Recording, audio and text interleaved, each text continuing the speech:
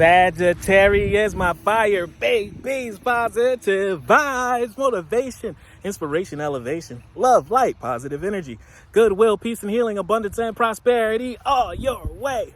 Please like, share, comment, and subscribe if this page been a blessing to you. Check out my LinkTree. Link is in the bio. I do have some special treats there for you. Your word of the day is choice. You have the choice.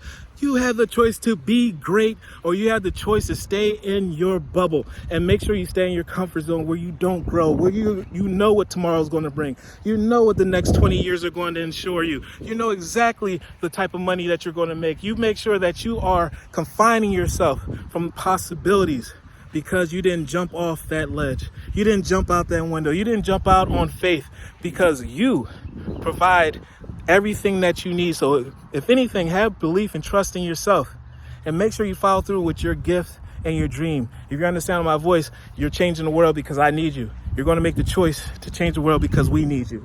I choose serenity, light, and positive energy over negative energy all day, no matter what I go through.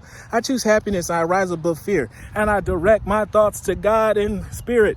Lord, God, spirit, universe, source, strength is on your side. Love one another. Be kind to one another. Love yourself. I love you too.